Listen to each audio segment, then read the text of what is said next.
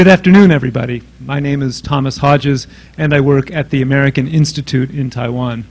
I'd like to thank everybody very much for coming out on a rainy Saturday afternoon for today's talk.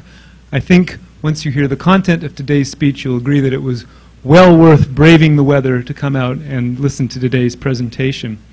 I'd like to welcome everybody who has attended here today, but I'd like to start off by welcoming a few VIP guests in particular. First of all, President Dato Abdullah Moha Saleh of the Malaysian Friendship and Trade Center in Taipei, and his wife. Thank you very much for coming. Mrs. Arporn Manasvanich from the Thailand Trade and Economic Office. Mr. Antonio Basilio, the President of the Manila Economic and Cultural Office. Perhaps still in the rain en route. Ambassador William Manuel Tapia and his colleague Humberto Diaz from the Embassy of the Republic of Nicaragua. They're still en route.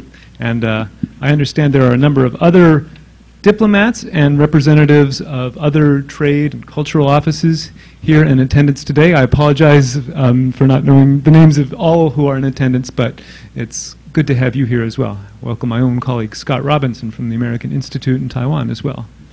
Scott.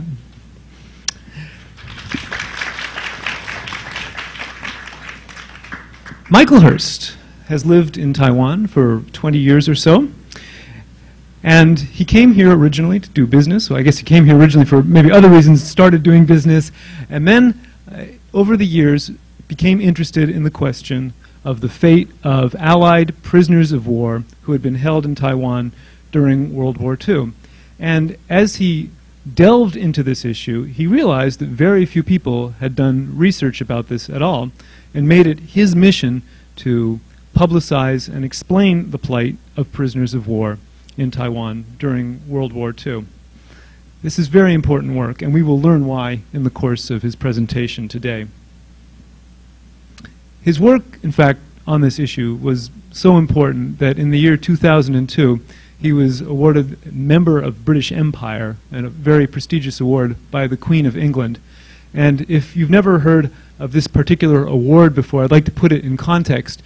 In the mid-60s, when the Beatles were at the height of their fame, the Queen of England gave them the exact same award. So in prestige terms, in the eyes of the Queen of England, we are in the company of somebody in equal stature to George, Paul, John, and Ringo.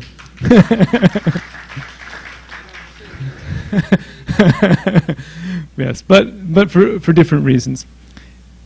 His work on the research and publicity and historical knowledge building of the prisoners of war who were held here in Taiwan. And these prisoners of war included troops who had come from Great Britain, Canada, New Zealand, Australia, the United States, and there were other countries as well, including from the Netherlands, and I'm sure Mr. Hurst will mention some of the other nations who had troops who were held here during the war. As I said, has been groundbreaking and extremely important both for historians who study World War II, who study the Japanese Army during World War II, but perhaps most importantly for our audience today, those who want to understand what happened here in Taiwan during World War II. Mr. Hurst is working on a book and a museum about this particular subject, and I wish him great luck in the future with realizing both these projects, as I think they will elaborate on the things that we are going to learn about today. I had the pleasure of taking part in one of Mr. Hurst's memorial services a couple of years ago at Jingguashi, and it was a very moving experience to be on the ground in the place where some of these atrocities had taken place during World War II. And if you have the chance to take part in one of these memorial services in future, I encourage you to take part. Now, if I could for a moment, I'd like to talk about why Mr. Hurst's work is so important. Some of you may be familiar with the famous quote by the historian George Santayana. Santayana said, "Those who forget history are doomed to repeat it." And I think, were it not for the work of Michael Hurst, we would be in very serious danger of forgetting the history of the prisoners of war here in Taiwan during World War II. He's helping us remember.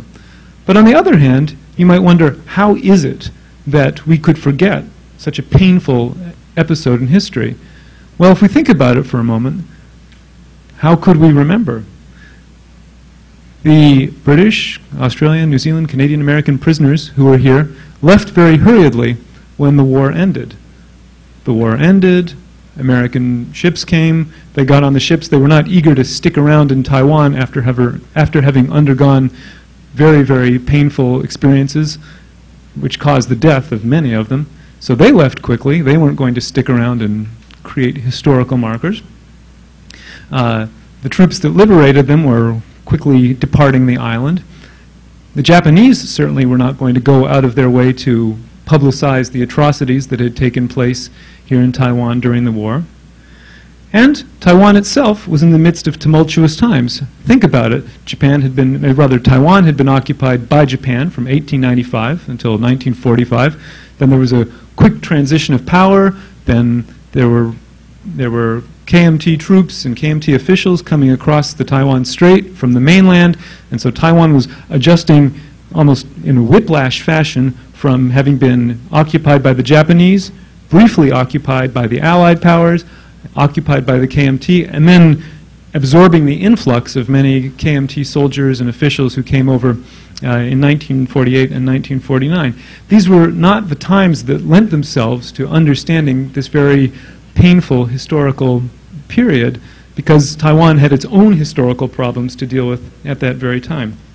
But it's very important. And when we think about what happened here in Taiwan during World War II with the prisoners of war, and we think of similar incidents elsewhere in the world where people were eager to forget horrible things that happened. Think, for instance, first of all, about the Japanese. The Japanese treated many of the nations that they occupied in Asia during World War II brutally, and after the war they weren't too eager to publicize those particular things. You think about other things that happened during World War II. Think about the Holocaust, for instance, in Germany and elsewhere in Europe. The Germans certainly weren't eager to explain the Holocaust in the months and years immediately after World War II. And you think about Europeans who were occupied by the Nazis, who may have collaborated with the Germans during the war. They were eager to forget as well. No one likes to remember the painful episodes of history if they continue to cause you pain, but they're very important to remember. Even my own country, the United States, though I like to think we were on the right side in World War II, nevertheless, we interned our own population of Japanese Americans for many years, and that was not an episode that came fully to light until many years after the war. So it's important to, even for the painful incidents in history, to go back and take a close look at them and understand them, especially if they happened right here in our own midst. Why do I personally care about Mr. Hurst's presentation today? Well, for the reasons that I just mentioned, but I have a slight personal angle on this. I'm an American, but my father was from Great Britain, and my mother is from Canada. So in my family, there are people from several of the countries that were on the Allied side during World War II. And I had relatives who took part in World War II. On my father's side, my grandfather was in the Royal Air Force. On my mother's side, my great-uncle took part of the liberation of Europe, fighting his way through Belgium and the Netherlands. And my great-uncle on my father's side was actually in the British Army in the Singapore garrison, where he was killed by the Japanese in 1941. Had he not been killed in Singapore, he might have been brought to Taiwan and held prisoner here as well. So it's an issue that I have a personal interest in, but I think after we hear Mr. Hurst's presentation today, for many of you who may not know what happened in Taiwan during World War II, you too may develop a very strong personal interest in this issue. And with that, I'd like to turn over the presentation to Mr. Hurst.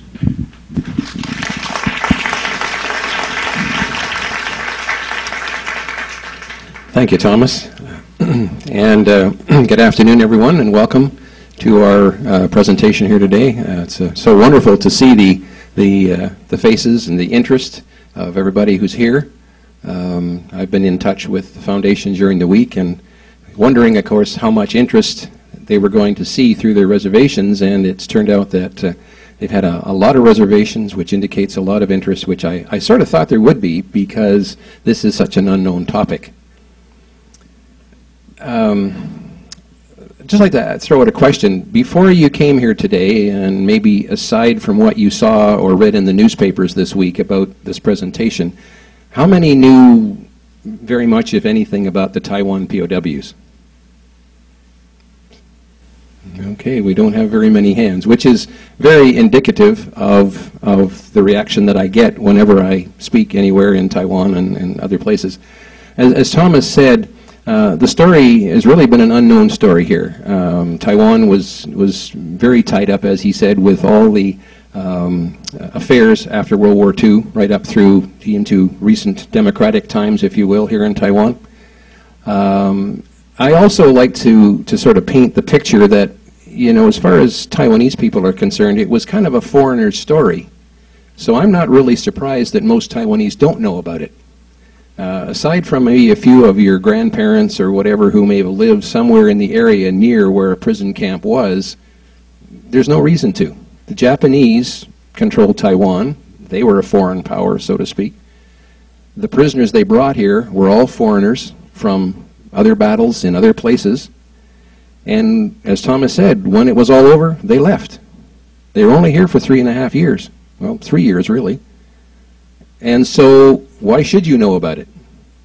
Well, in 1996, at a Remembrance Day service at the Church of the Good Shepherd up in Shilin, we happened to hear about the notorious prison camp in Jingguasha, and of a Canadian doctor who was in that camp who saved the lives of literally hundreds of men.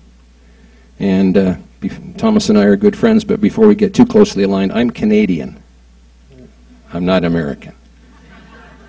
But that's okay, because we're buddies anyway. So. And through this Canadian doctor, of course, it sparked my interest. And so the Canadian Trade Office Director of the time and myself, the Canadian Society, we decided to hold a memorial service, do something to try to tell a little of the story of this terrible camp in Jingguasha, this Canadian doctor who saved the lives of these men, and just to try to make sure that somebody knew about it so they wouldn't be forgotten.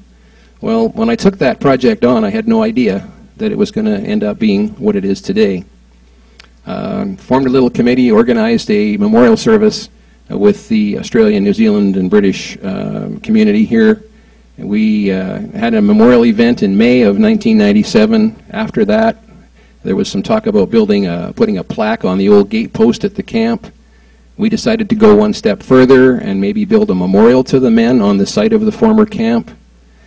By that time, I had learned that there were several other camps because some of the prisoners I had talked to at that time told me that they had come into Jingguasha from another place, from Taichung or Pingtung.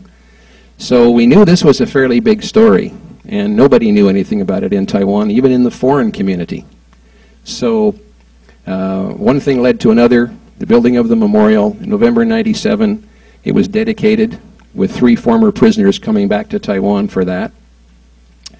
And then when it was all over, our little committee started to fall apart because 2 of the trade office directors were leaving, 1 of the businessmen was retiring. But I had the idea that we couldn't just build a memorial here in Taiwan halfway around the world and not try to let the survivors, if there were any, know what had been done here in their honor.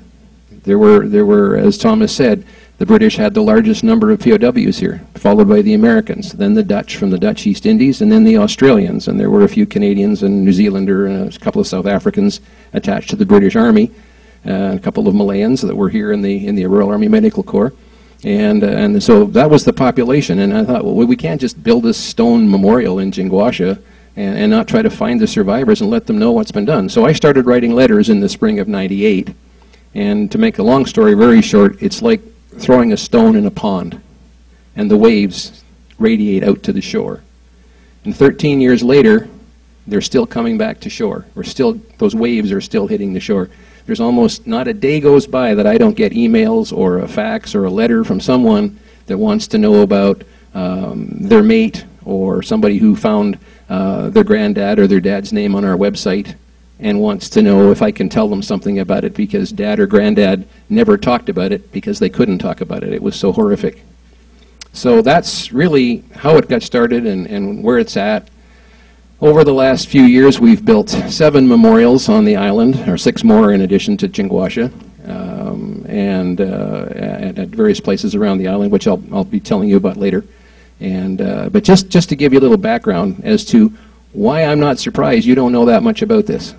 And I hope that, as Thomas says, by the time we're done today, you'll have at least a little idea of the history and the general overview of what happened here during World War II. I only have an hour, less a bunch of minutes, but that's okay. We'll get on with it.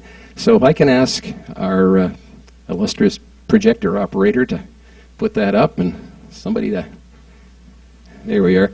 This PowerPoint that I prepared will have a few slides at the beginning and then nothing for a while, and then we'll have some more at the end. But anyway, this is what we're here today to learn: the story of the Japanese prisoner of war camps in the island of Taiwan during World War II and the men who were interned in them.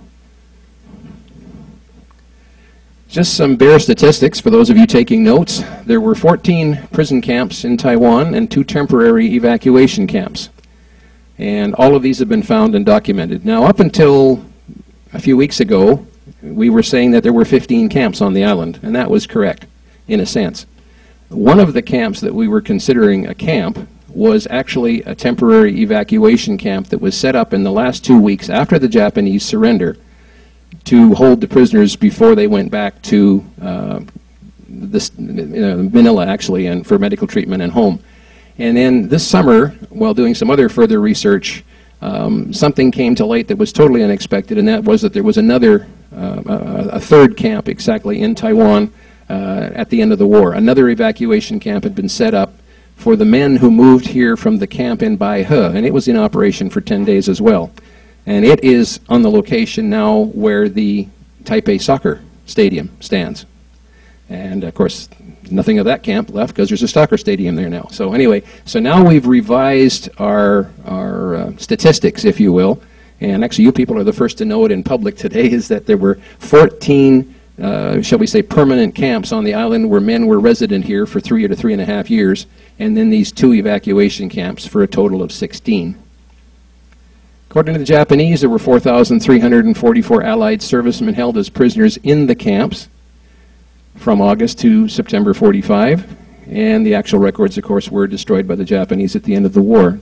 489 of these men, more than 10%, died in the camps or as a result of their treatment by their captors. Many more died shortly after the war back in their home countries. And this compares to 1 to 2% of the Allied prisoners of war who died in camps in Germany and Italy. The actual death rate in Asia, overall, of the prisoner of war camps, for example, on the Thailand-Burma Death Railway, in Borneo, in Hong Kong, in Japan, in some camps in China, was anywhere between 27 to 42% of the POWs, as compared to 1 to 2% of Allied POWs who died in German and Italian camps. That's excluding the Russian-German situation. So you can see the treatment that the men got here in Asia by the Japanese, who did not recognize or ratify the Geneva Convention regarding the treatment of prisoners of war, is 42% to 2% is an incredible difference. And that reflects the brutality and the cruelty that the POWs here in Asia had to live with. The highest-ranking British, American, Dutch, and Australian and Allied officers and the governors of all of the colonies that the Japanese conquered in World War II were all interned here in Taiwan. So we have some, pretty good claim to fame. We got the creme de la creme, if you want to call it that, of all the highest-ranking people in World War II. General Wainwright, General Percival, General Heath, the governors of Hong Kong, Singapore, Borneo, the Strait settlements in Malaysia. They were all here in the camp in Hualien, and later in Muza. In 1944, in the fall, they were moved on to Manchuria as the Americans advanced because the Japanese wanted them to be out of the way and untouchable. The only extant copy of the order by the Japanese High Command to exterminate, to kill all the prisoners, was found at the camp in Jinguasha in February 1946, and I'll touch on that later. So that's just some of the outstanding high points of the POW statistics, if you will, here in Taiwan. Now, I'd like to just start the presentation, and I'm going to have to move along fairly quickly, but how did these POWs get here? Well, they came from they came from the areas that the Japanese conquered in 1941 and 1942. If I can make this work right, the first place was Hong Kong. Hong Kong fell to the Japanese on December 25th, 1941. The men immediately went into prison camps there. A lot of the men that were there were also moved to Japan to work as slave labor in the factories and the shipyards and the mines there. Then on February right down here, Singapore, February 15th, 1942, the Japanese, after the Battle of Malaya and Singapore, forced the surrender of the colony, and 130,000 British and Indian and Australian troops went into the bag, as the prisoners say, and were captured there. Then in March of 1942, the Dutch East Indies, Java and Sumatra, they surrendered to the Japanese on March the 8th. Just to back up, in case some of you didn't know this, the Pacific War didn't start at Pearl Harbor. The immediate Pacific War, of course, scholars know that the actual Asian War started in 1931 with the 9/18 incident in Manchuria. Then there was the Marco Polo Bridge in China in 1937. And then, for most of the Allies, Pearl Harbor on December the 8th here in 1941. Well, an hour before Pearl Harbor, the Japanese landed on the northeast coast of Malaysia at Kota Baru. And they had also come into French Indochina and crossed the isthmus, and were also on the west side. And so they simultaneously began a two-pronged attack down the country of Malaya. And as we know, they drove the British and Australian and Indian defenders back to Singapore, whereupon they would surrender on the 15th. The Americans were attacked the afternoon after Pearl Harbor, and the Japanese Air Force came in from Taiwan. They would have attacked sooner, but there was a lot of fog and bad weather between Kaohsiung and the northern Philippines, so they had to delay a little bit. But anyway, they attacked the Philippines, and for several months the Americans held out, first on Bataan, which fell on the 6th of April, and then on the 5th of May when Corregidor fell. And so we had the men on the Philippines as well. So this is where the prisoners, the prisoners came from these areas. Now, the Japanese, you need to understand, one of the reasons why the Japanese treated the prisoners so badly was because in their eyes, in their way of thinking, the prisoners were worthless. They were less than men. They weren't to be respected as even human, because they had surrendered. The Japanese philosophy was, excuse me, to have that last bonsai charge, sacrifice yourself for the emperor, die for the country. And if you didn't do that, you were a coward. If you're a coward, you had no value. And so they didn't see these prisoners of war as humans. They were just things to be used as slaves and abused as they felt they wanted to do. So therefore, in combination with that, they had more than 150,000 Allied prisoners of war stretched all across this area, and they weren't ready for that. They didn't know how to handle it. They didn't know what to do with them. They couldn't feed them. They didn't know what they should do. They didn't want them to suddenly get together and rise up against the Japanese. So they decided to start shipping them out to various parts of the empire. This took several months to orchestrate, but they got it done. And so, of course, first of all, from Singapore with the British, they moved them up into Thailand and, of course, put them to work on building the Thai-Burma Death Railway. And about 60,000 Allied prisoners of war ended up there, and about 12,800 died on the railway. Countless untold numbers of Asians from the Asian countries, Malaysia, Indonesia, and particularly that area, Burma, that were captured and overrun by the Japanese. They also were forced to work on the railway, and it's estimated that out of 100 or 200,000 of them, that between 60 and 100,000 may have died. And there's just no graves, and there's very little knowledge. So it's another whole field of study. Another thing they started to do was to move men from Singapore down into Borneo to build a railroad there, and also over onto Sumatra. They started to move the prisoners around from various places. In September of 1942, the Japanese had the idea that it's probably better to get the senior high-ranking officers away from the men, because if they took the officers away, the men couldn't function.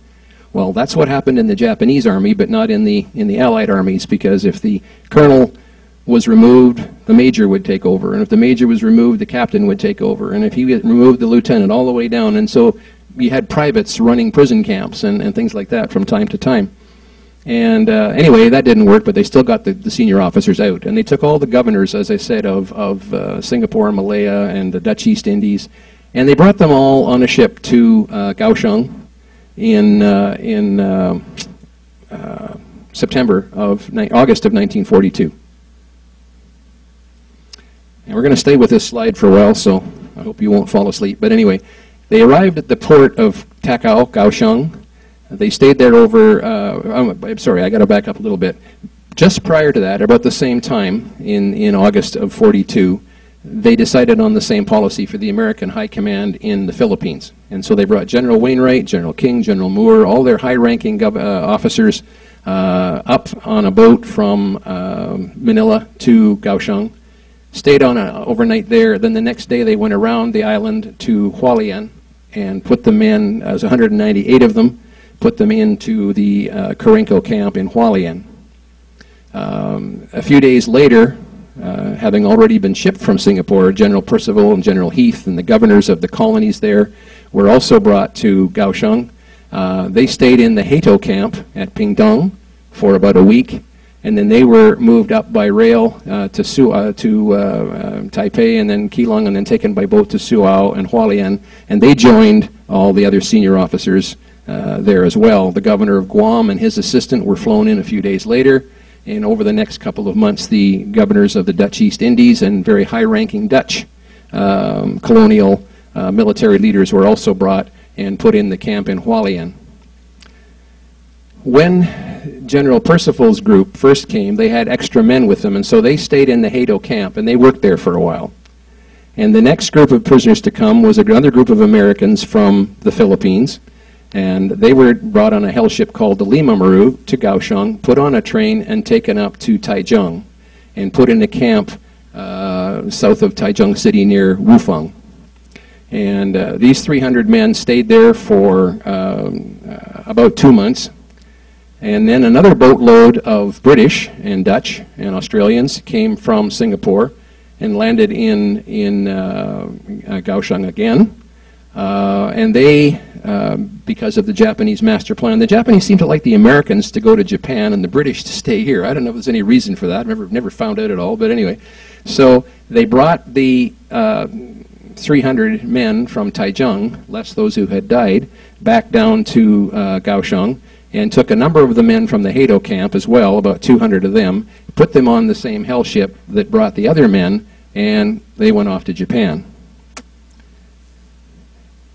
So 300 British then from this hell ship went back to Taichung to take over from the Americans. And their project at Taichung was to build a flood diversion channel in the river. The Tatu River that runs along by Wufeng and out to the ocean had two critical bridges, a road and a railway bridge, that were just as critical, I guess, as the bridge on the River Kwai in a sense, but it was never publicized. But these two bridges were the main bridges across from northern to southern Taiwan, and all the Japanese war material and supplies traversed across those bridges. And so it was vital those bridges were not destroyed. And of course we get typhoons, we get monsoons here, and the water comes down the river from the mountains, and bridges are always in danger of being washed away. So they decided to have the prisoners build a channel along the one side of the river 40 feet wide and 20 feet deep. And so they had these men, these 300 British POWs, working in the river valley with shovels and picks and bamboo baskets and little push cars, and their job was to dig out the river bottom by hand, and if the rocks were too big to move, they had to break them up with hammers until they could move them. And they had to do all this in the hot tropical sun from 7 or 8 in the morning until 5 or 6 at night, with very little food and not a whole lot of water and very little rest.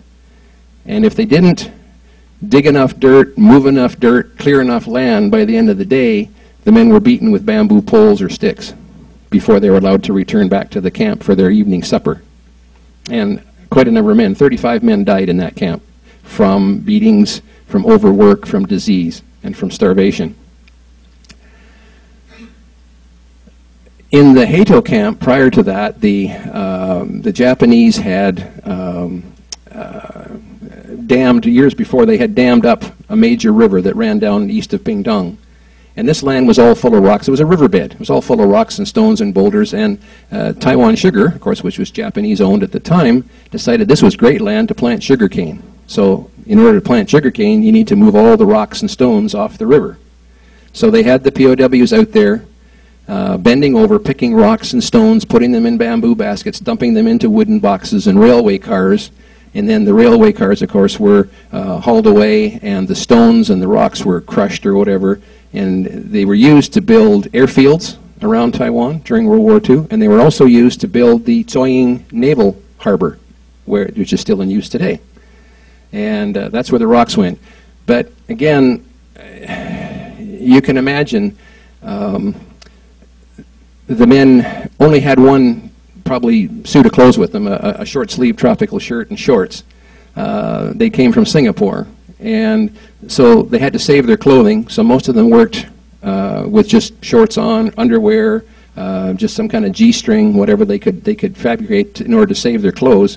And they worked out there in the blazing hot sun on this river bottom east of Pingtung, day after day after day. Same thing, 7 o'clock in the morning till 5 o'clock at night. And for those of us, this lady sitting here is a prime example, blonde and fair. And when I was a young boy, I used to go to the lake in the summer in Canada and swim. And of course, I was blonde, if you can believe that, at one time. And had lots more hair, too. And I used to sunburn terribly.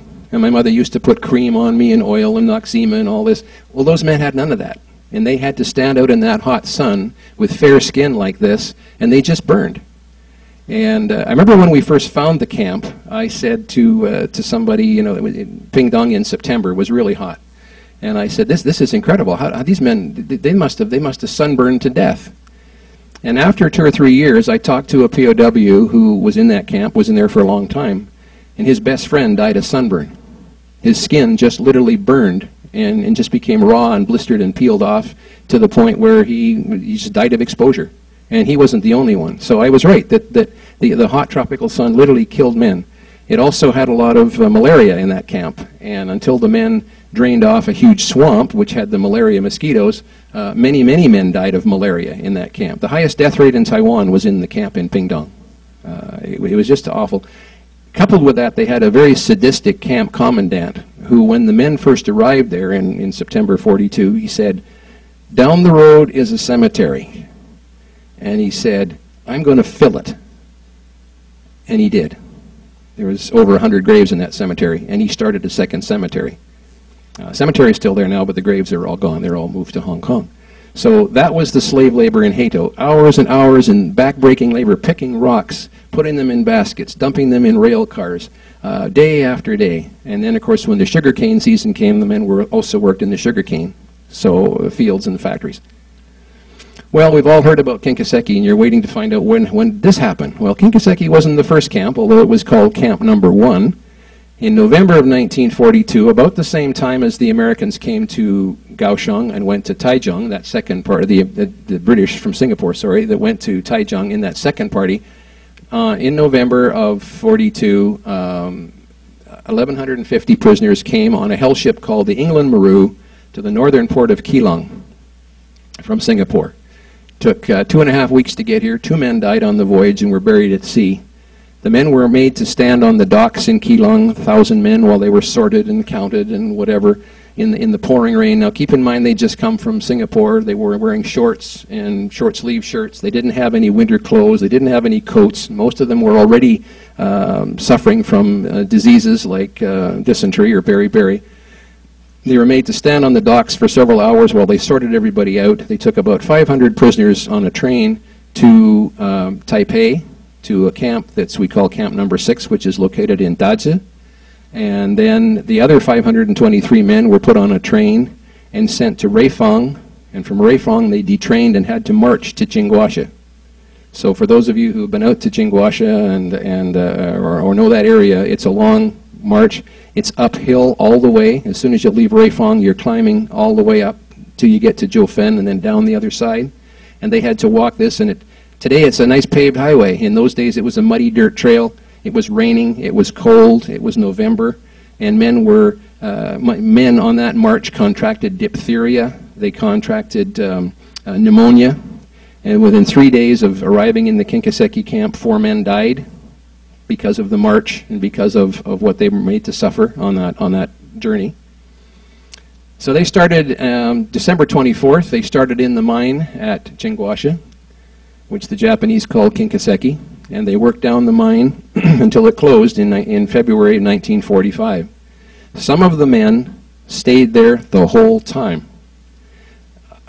A lot of the men, again, they were fair, they were not in condition for this kind of thing. They developed sickness or disease, or they just couldn't handle the hard work, and they died. And were buried in the nearby camp cemetery. A lot of the other men, after a few months, were too sick to work. They couldn't even hardly go to work or stand up. The Japanese didn't care. If you weren't lying flat out on a bed dying somewhere, you had to go to work. And this little instrument is what made you do that. This is a Japanese bayonet that was donated by one of our supporters here in Taiwan. And the Japanese not only would prod you to work with this, but they also used the bayonet, the scabbard, the outside part here, to beat prisoners with. It's very hard, and the blade is inside. But there wasn't really any incidences of using the blade, but that's what they made the men go to work with. And they had to walk up the hill behind the camp, and then they walked down the mountain on the other side and into the mine. Then from there they walked about 1 kilometer into the mine workings. And then from there they walked down crude stone steps into the actual areas and the holes that they were expected to extract the copper ore from. So just getting to work was a tremendous ordeal. Again, they had very little food. They had really no rest breaks during the day. And once again, like everything else, the Japanese gave them a quota. And they would say to these 4 men, you have to fill 6 cars of ore today. And if you didn't, then you were lined up on the wall outside the workings, and you were beaten with a mining hammer on your back. And this mining hammer is an actual hammer that was used in the mine. The head is. I ran around Taipei till I found a new handle because it had an old broken handle. The original handle of the mining hammer was about 3 feet long. And the Japanese would line up the men against the wall, and they would beat them from the shoulders to the buttocks on their bare back with this hammer shaft until they bled, until they were bruised.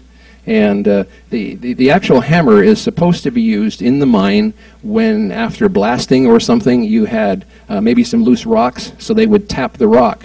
And by the sound, you could find out whether it was hollow. Then they could use the pick end, pull the rocks down so it wouldn't fall on the miners.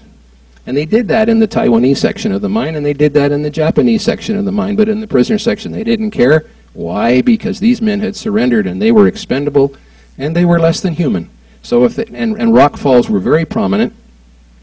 The mine wasn't a very safe mine to work in. It wasn't timbered well. Later in the Taiwan Metal Mining Corporation days after the war, of course, they improved safety a lot. The men were given cardboard safety helmets. Now, if you can imagine the usefulness of a cardboard hat under a rock fall in a copper mine several hundred feet below the ground, there's no effectivity at all. And so men were killed by rock falls when it hit them on the head. Men were bending over and maybe a piece of the roof would fall in and hit them on the back and broke their backs, broke their legs. And again, there was no medical treatment. If you sustained an injury in the mine, you laid there, your mates would take you down and lay you on the ground in the main tunnel until after work, which could be 6 or 7 hours. And then they would have to carry you back to the camp. Well, everyone knows if you have an accident somewhere and someone has a broken leg or a broken back, you don't move him. You keep him straight, you keep him tight. was no other choice. You had to get him back to the camp, so 2 or 3 men would put him on their shoulder and take him back to the camp. And when they got back to the camp, that's where the Canadian and the British doctor came in. They had to try to save their life after that. So this was just, it just went on and on and on. And of course, when they got back to the camp at night, and this was true of all the camps, you know, they had a couple of balls of rice, maybe some sweet potato tops, diguaye, or konchin thai, or whatever, to eat, maybe a bit of watery seaweed soup, and that's it. And they were expected to mine copper 12 hours a day, or dig a river channel, or dig a man-made lake in the case of the Dajia camp when the Japanese were building their victory park here, or work in the hot sugarcane fields of Pingdong on those kind of rations. And when men got sick, there was no medicine. Or there was medicine, but the Japanese didn't give it to the camp doctors, so they couldn't use it. And men died from starvation, from disease, from lack of medicine. And when you listen to the POWs tell the stories, it's really, it makes you feel, how in the world could one human being treat another human being in that manner? You know, this is one of the underlying things that I guess I've gotten a little used to it by now after talking to so many POWs, but really, when you think about it, you know, how it's just unthinkable how one human could stand to treat another human, or watch while other humans were treated that badly and not feel something. But apparently that's what happened. So moving on, going back to Taihaku camp, for example, now the men there in Taihaku, in the camp in Dajia, they started out doing some farming, growing vegetables, which the Japanese guards and the Japanese troops in Taiwan usually ate, in Taipei usually ate. Then the Japanese decided to build a victory park, because don't forget, in 1942 and 43 they were still basically kind of winning the war. And they wanted to have a big park over in the area which is now the ROC National Naval Base, Naval Headquarters, to have this man-made lake and an island on it with a miniature Mount Fuji and a beautiful garden and a victory park to celebrate Japan's victories in the war. So again, they had the prisoners digging this man-made lake by hand, and excavating and cultivating and landscaping and doing all this stuff. And again, if the men didn't dig enough lake dirt, if they didn't move enough cars of the dirt, or they didn't do what they were supposed to, at the end of the day, they were beaten with bamboo poles or scabbards or rifle butts. Okay, and Dr. Wheeler, the Canadian doctor, when he started out in the camp, when he came to Taiwan in Keelung, he was in the first group to go to Taihaku camp. And in his diary, he has written of the tremendous problems he had and the time he had with trying to get enough medicines and trying to encourage the soldiers who were sick and dying and just weren't going anywhere to try to get better. All he could give them was words. He could remind them of their families. One of the things that highlights his particular experience here was his famous diary, which he wrote, and which is bits and pieces have been published of. And it was Dr. Wheeler's love for his wife and his family in Canada that helped him get home, helped him get through it. And this is the kind of thing that he would tell the other men, you know, remember your girlfriend, remember your sweetheart, remember your mother, right? They're waiting for you, you know, you can't give up, right? And the other thing that really contributed to men's survival in the camps was having a buddy, having a mate. If you had a mate, and most of them did, because they had friends from home that were in their regiment that were prisoners of war with them, and they would stick together. And for example, Thomas and I were mates in the camp, and I got sick. He'd look after me because he knew that when he got sick, I'd look after him. And together, hopefully, if one of us didn't get too sick or get crushed by rocks in the mine or whatever, we'd both make it home. And a lot of that happened, but a lot of it didn't. And a lot of men left their best friends on the hillsides and in the cemeteries here in the prison camps in Taiwan. Okay, moving along. My hour is running out here. Moving along then, in early 1943, a few more prisoners and officers and groups came from the Dutch East Indies and Singapore as the Japanese kept moving people out. Things were fairly quiet that year, but in the spring of 1944, after the Death Railway in Thailand was finished in October 43, the Japanese had these thousands of prisoners up on the railway that they didn't need. And so they kept some men back to repair bomb damage from the bombers, and they do maintenance on the railway and things like that. But thousands of men were sent back from the Death Railway in Thailand back to Singapore, and in the summer of 1944 were put on what we called the hell ships. And they were shipped off to basically Japan, because by that time there were very few young men left in Japan to work in the factories. Most of it was women and old people and kids, and so these prisoners of war could supplement the labor force in the Japanese shipyards and factories. And of course by that time they knew they were losing the war, and they didn't care. They just wanted to keep things going. They were fanatical to fight to the end. They needed these prisoners to work in shipyards and mines and factories, even though the Americans were virtually wiping out most of the cities of Japan.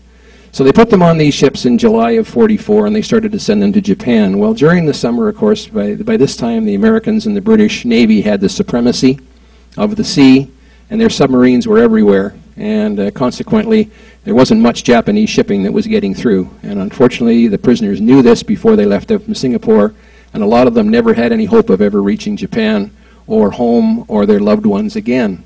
But a lot of the ships did get through. Some of them didn't. One of the classic trips was made by several of these hell ships from Singapore. It went from Singapore to Borneo, ran into engine trouble, had to stay in Borneo. Now, one of the reasons why these ships were called hell ships is because they were old ships. Some of them were made in England or Scotland, and they were sold to the Japanese in the 1920s, and they should have been scrapped, but they weren't. They were still being used. The Japanese, for example, would take soldiers with horses from Japan, say, to Taiwan or to the Philippines, and then they would take prisoners from the Philippines or Taiwan back to Japan. But they never bothered to clean out after the horse's mess before they put the prisoners down the hole. And one story that an American prisoner told me was they got into the hold, and over in one corner they found some oats and wheat on the floor, in the manure, in the straw that the horses had dropped. And the men scrambled to get those grains of oats and rice and eat them raw from the manure, from the pile on the floor, because they were so starving. Okay. The overcrowding on the hell ships was unbelievable. There might be they were like bunk beds and tiers inside the holds where you could maybe put 150 men, and sometimes they would cram 500 men down there. And on some of the hell ships there was no room to sit down or lie down, and you were going to be at sea for 2 or 3 weeks, or in some cases a couple of months. And when they loaded up the ships in Singapore, it was in the tropics, and it was hot, and they never bothered to give them much food or water. And so the ships were so crowded that men were standing up, and men died standing up. And it wasn't until somebody realized they were dead that they sent the body up to the top of the ship, and they bury it at sea, throw it overboard. So this kind of atrocity, this is why they called them the hell ships. And a lot of the prisoners, even prisoners I've talked to who were on the Bataan Death March, which is supposed to be one of the greatest atrocities committed against American prisoners of war ever, said that the Bataan Death March was nothing compared to the time they spent on the hell ship. And some of the hell ships were so bad that men went insane. They went mad for thirst, and they would beat each other and bite each other's necks. They drank urine. They did everything they could to get water because the Japanese wouldn't give them any water. And they were down in these hot holds. So this is the kind of conditions they were transported in. And this is pretty well from 1942 right through to 1945. So the Japanese, this one particular ship carried 1,100 prisoners from Singapore, and was heading for the Philippines. It ran into engine trouble in Borneo. The men spent 3 weeks in the holds on the ship in Borneo. They weren't allowed to get out and go ashore. And again, very little food and water. They'd send the food and things down in a 5-gallon pail with 500 men. Who gets the food, right? The guy who's closest to the ladder. So it was really, really hard. And by that time, it was every man for himself. After the ship left Borneo, it went to Manila. By the time it got to Manila, it was having real serious engine troubles. It stayed in Manila for 2 months in the harbor, and the men were not allowed to go ashore. And dozens of men died in the ship at this time. The British doctor on the ship begged and pleaded to the Japanese, would you take some of these sick men to the hospital in the prison camp in Manila? No, we wouldn't do it. Well, finally, so many men were dying that they took 100 men from the ship, out of the whatever was left, I think it was 800 by that time, sent them to the hospital. A week or so later, when the ship was ready to sail again, they brought another 100 men from the hospital and they put it on the ship. Well, the ship got as far as Subic Bay, north of Subic Bay in the Philippines, and the American aircraft carrier fighter bombers from the USS Hornet caught up with it and sank the ship in 20 minutes. And of the 800 men, all but 200 lived, or died. And those 200 men, some swam to shore, some were picked up, some were brought to Taiwan by the Japanese, and they ended up in Kaohsiung Harbor as well, and were moved to Pingtung Camp, and 2 or 3 of these men died within several days of arriving there.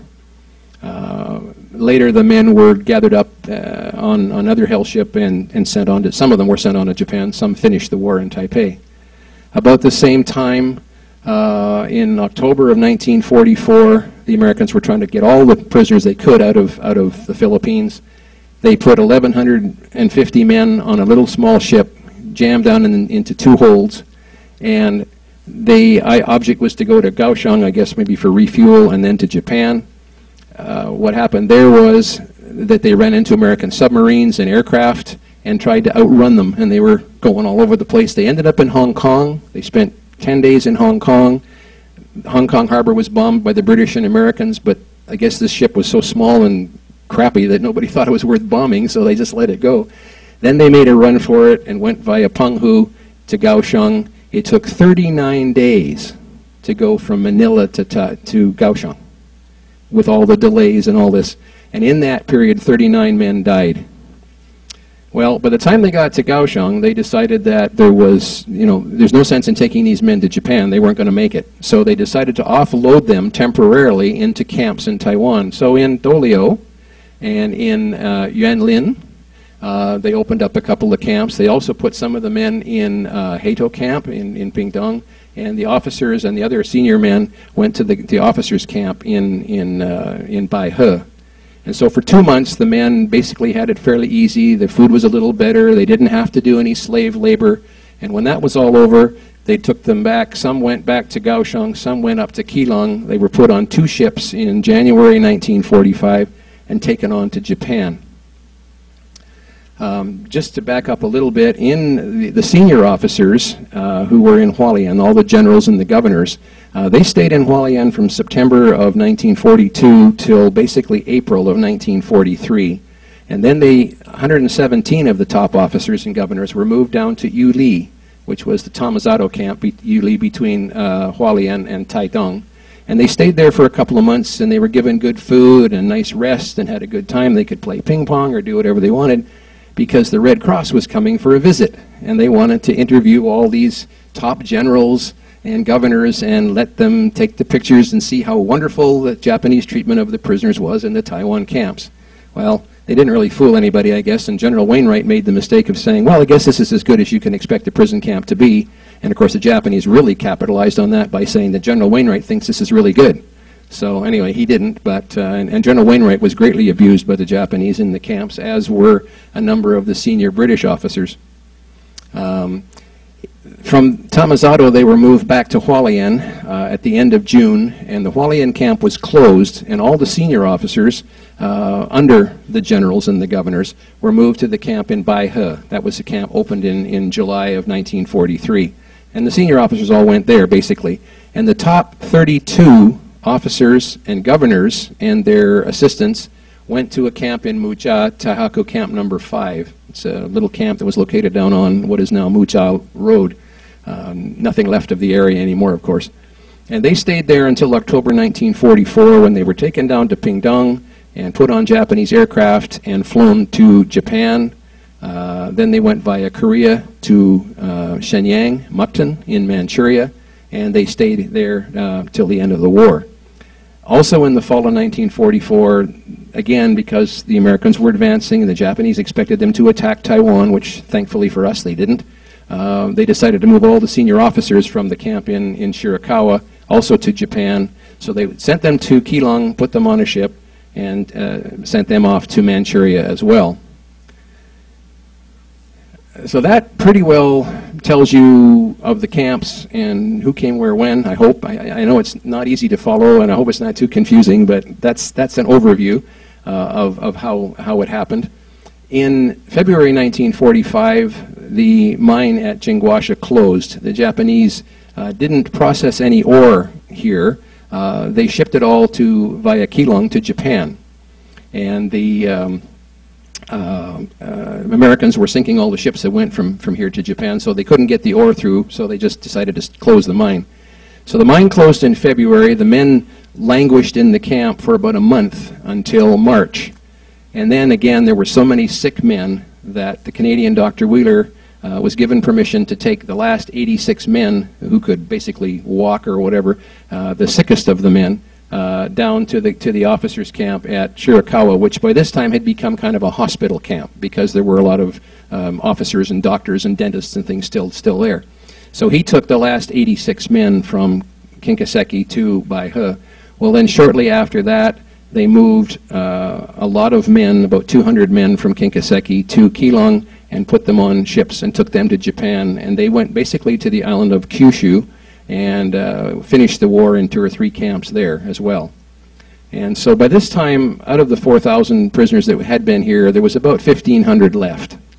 And then when the Japanese surrendered, I need to back up a little bit, then the remaining men at Kinkaseki were taken from there to the camp in Xingtian. And basically this was a death camp. They just said to them, you know, you go up in the hills and we don't care if you die. And that's what they did. The same sadistic camp commander who had been at Pingdong and said, I'll fill the cemetery, was sitting on a chair waiting for them outside the little Japanese hut when they got to the camp in Xingtian.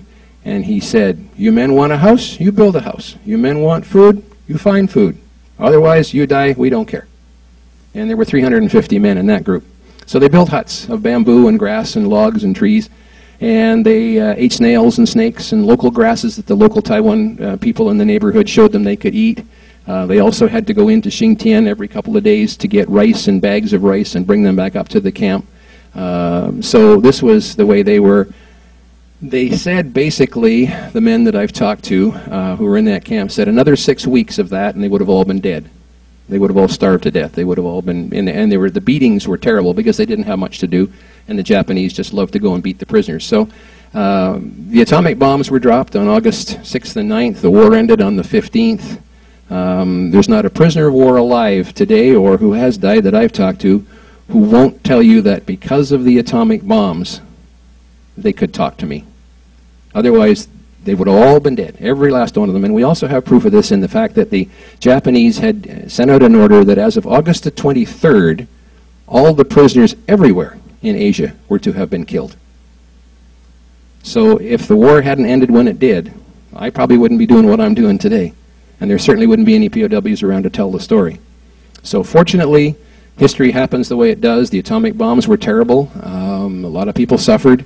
You can compare it to the fire bombings in Tokyo and other things which were much worse, but you know, I guess it's a matter of viewpoint. But it brought the war to the end, saved millions of lives in Japan, saved millions of lives all over Asia, and saved the lives of all the POWs. Not that they didn't stop dying, because a lot of them died even after they were free. And what happened, for example, here in Taipei, very quickly after the war ended, of course, the American intelligence, because they'd been bombing Taiwan, they knew where things were, decided that they better get food and medicine to the men in these camps all over Japan, in Taiwan, and in Korea, wherever. And so they sent B-29 bombers loaded with PW supplies up to these places, and they dropped them on the camps. And so the men could have food and medicine and fresh clothes. The only problem was the American B-29 bomber pilots were used to bombing from 37,000 feet. And when they came in at 1,000 or 1,500 feet, they didn't negotiate the fact that the parachutes wouldn't open by that time. And that sometimes when the men were tying up the parachutes, they were in a big hurry and they didn't tie them very tightly. And so sometimes the canisters came loose from the parachutes. And what happened in the camp, in Chiron camp, the holding camp here, was that the men were in a two-story building. The sickest men were on the second floor. One of the canisters came through the roof and killed 3 men. Now, can you imagine suffering all that beating and starvation and disease for 3.5 years and getting killed by a can of peaches, by a canister full of peaches. You know, and some of the men went a little crazy after that because, you know, here we are, we're free, we're going home, and we got bombed with food and killed. So this kind of thing happened. Another story in the Daja camp, same thing happened. A canister came through the roof of the hospital. One of the men whose friend is still alive that I know now today told me that his best friend was one of the medics. And because the stuff was coming down in the area and things were getting shaken up, he put his body across one of the patients on the hospital bed. Well, when the canister came through the roof, it hit him in the back and broke his back and killed him. But the man he was covering survived. And so, you know, war and all, this is a terrible thing. But these are the kind of stories and these are the kind of things that after 60 years we're uncovering and we're getting to know about. And it's the human side of the story. And this is what makes it so special. And well, I haven't been an hour yet, but the time is moving on. So I know we're going to have some questions, and I'm going to try to do them as best I can. But if I can just go on just a little bit more. And this is, after the war when the men went home, or just to preclude that, once the Japanese surrendered, the men were all congregated back here in Taipei. One group, of course, was in the camp in Daja. They stayed there. The other group had been up in the hills in Xingtian. They were brought back down to this Churon camp near the Songshan airport. And the other group was brought up from the camp in Baihe and put into this new camp that we've just located, which was in the site of the old Taipei, or the current Taipei soccer stadium. And they were there for a while. Food was dropped on them. They got able to eat, got a little bit better health-wise. The Americans and the British Navy came in on September. That's my notice to quit. They came in on September 5th and 6th and evacuated the POWs through the port of Keelung onto 2 aircraft carriers down to Malaya to an Australian-run British Commonwealth hospital. This is for the most part for the Commonwealth men. They were given medical care and treatment, and when shipping was available, they were sent home to their home countries through various routes, the U.S., Canada, around by India, and whatever. When they went home, their governments basically told them, we don't want to know about this. They were already considered the forgotten army, the forgotten war, but because the British had lost all their colonies in the Far East, Hong Kong, Singapore, Malaysia, the Strait Settlements, British North Borneo, the Dutch had lost their entire archipelago. The Americans had suffered their biggest defeat still, even over Vietnam, in their military history with the surrender of the Philippines. They didn't want to know about this. They didn't want to be reminded of the loss of face and the great defeats that were given to them by the Japanese. So they basically, and in some cases even told the prisoners, you must sign a paper saying you will not talk about this. So they didn't. And the other reason why the story never really got a foothold overseas was because when they came home, they wanted to talk to somebody. They needed to talk to somebody. They had no post-traumatic stress syndrome counseling. They were given a train ticket and said, go home. You're demobbed. Go home and get on with your life. And Tom Brokaw, the famous American news anchorman, said, he wrote a book and he called these men, these people from this age, the hero generation. And I say that that's very well deserved because those men did just that. They went home and they got on with their lives. They married their high school sweethearts or their fiancés, or they found and met and married somebody. They had a family. Some couldn't have children because of the diseases and the ways it affected their reproductive systems, but they all basically got on with their lives. Some committed suicide when they went home. It was just too hard to live with. But for the most part, they got on with their lives. And those veterans, a lot of them are still with us today. And since the 50th anniversary of the end of the war, 1995, 6, 7, they've talked to me and they've talked to other historians, and they're telling their story finally. But when they first came home, they needed to talk to somebody, and they would try to talk to their wife or their girlfriend or their mother, and people couldn't believe it. They just couldn't believe the things they were telling them. And of course, you know, if I'm telling Thomas a story and he's going, oh, Michael, that can't be right, I'm going to shut down. I'm not going to keep talking if he doesn't believe me. And this is what happened to them. And so for years, they never talked about it because they weren't supposed to and because nobody would understand. And so they formed their own organizations, the Far East POW clubs, and they'd have a few beers and they'd talk to their mates because they had been through what they were through. And so they were able to support each other. But now they're all pretty much closed down because the men are all too old now. And so it's younger people, the kids of the POWs, my age, and the grandchildren. And we are now trying to do what we can to tell their story, because for all these years they felt that nobody cared. They weren't loved, they weren't respected. They were going to pass away, and their history and what they did for their country and for the cause of freedom was going to be forgotten forever. Well, as I say, when I found out about it, I determined that wasn't going to happen, and I have other friends in the POW research field around the world that I work with, and they're doing the same thing. So now the story is told. And just by being here today, I'm telling 200, 300 more people who are going to know at least a little bit when you go home, okay? Can we just run through the PowerPoint quickly? I know I'm over an hour, but it's not an hour from when Thomas introduced me, so okay. Very quickly, POW deaths by camp. Hato Camp in Pingdong was the #1. Kinkaseki's over here on the left side was the second highest camp that we did. This is the POWs, deaths by nationality. The British by far had the most at 360. The Americans were 59. The Dutch were 10. The Australians were 3. Okay, this is a brief commercial for us. The 13 years we worked to tell the story and to make sure that these men who were here as prisoners will have their place and not be forgotten. We've erected 7 memorials at various places around the island. And I'm hoping that in the next 2, 3, 4 years to open some kind of a POW museum here in the Taipei area that will tell the story to Taiwanese people, the school children, the future generations, and also to foreign visitors that we might have. This is the old camp gate post. This is all that remains of the former fortifications of the camp at Kinkaseki, and we put a plaque on the gate post. This is the memorial at Jingguasha with the 2 plaques that tell in Chinese and English a bit of the story of the camp. The words on the memorial.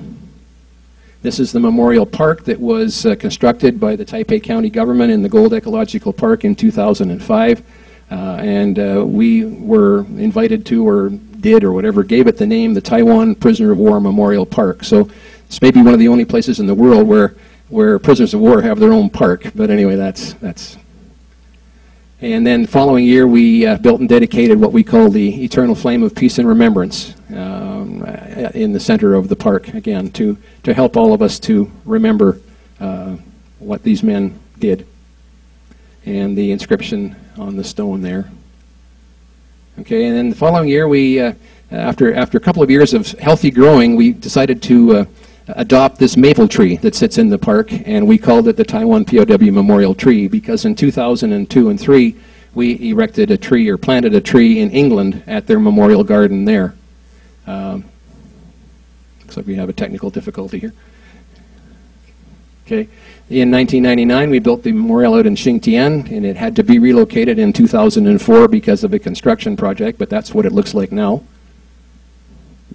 This is the memorial we built in Taichung and dedicated in 2000. This is the memorial we erected in Pingdong at the Hato Army Base there in 2004.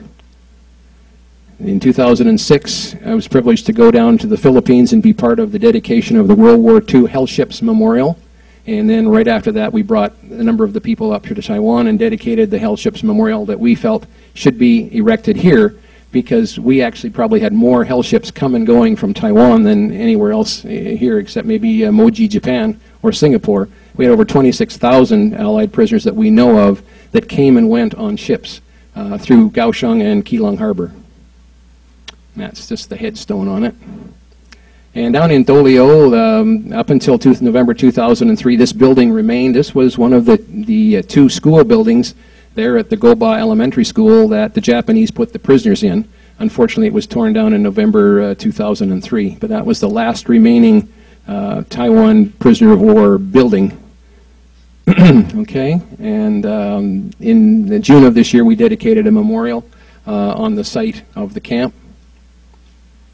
And then this June also, the old Taipei City Prison, the American flyers who bombed and flew over Taiwan and were shot down or crashed were not considered prisoners of war. They were considered war criminals because they bombed the island and the Japanese shipping. So they were put in the Taipei prison on June 19th, 1945. 14 of these airmen, ranging from age of 19 to 23, were shot to death inside the prison walls by the Japanese guards. And we had a ceremony there in 2005, 60 years later on the day, and one of the brothers of one of the men who was executed came to Taiwan. You may have seen something about it in the newspaper. Anyway, this June, on June the 20th, we dedicated a memorial plaque, which I think is the next slide. Yep, a memorial plaque to these men who were executed by the Japanese. This is Keelung Harbor Dock. This dock hasn't changed in 65 years, except they painted the buildings cream instead of gray. Otherwise, it's exactly the same place where the POWs came in and landed and went home to freedom in 1945. This is down at the Baihe camp. It's an army base now. We really don't have access to it, but outside the back door, which used to be the old front entrance of the prison camp, we hold memorial services with the prisoners that we come back to Taiwan who were in that camp. Tribute to the POWs. Their story must be told because their courage and their heroism was what led us on to victory. Their victory was measured in their survival and in maintaining their faith and their loyalty to their country, when the reward for maintaining that loyalty was continued starvation and death. Their strong heart, great spirit, and unyielding faith served as an inspiration to the rest of us. They placed honor before everything, even before having a whole self. They absorbed with their bodies the blows that were intended by our enemies for our nations and our people, and they sacrificed their own freedom for the freedom of the world.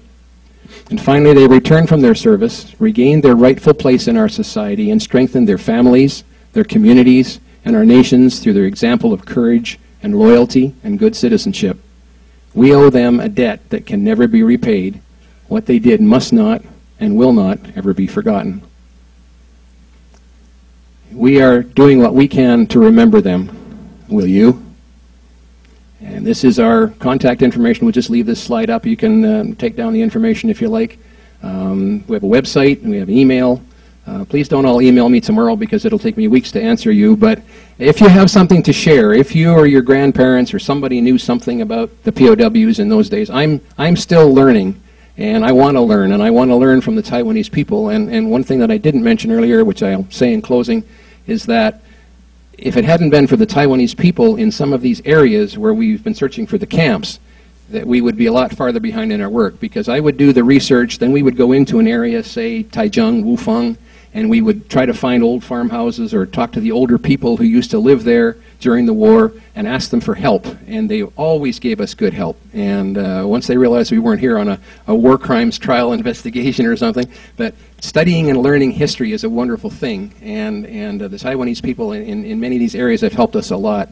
And so I'm always open to learning new things from people here in Taiwan or anywhere. So if you have something to share, please get in contact with me, and I hope that we can work together so we can tell more of their story so that they won't be forgotten. So just leave that up and people can make notes as they want. I think I'd better shut down because this is just about an hour, and so I will turn it over to Thomas now to moderate the question period. And thank you again so much for coming and sharing your interest. Thank you.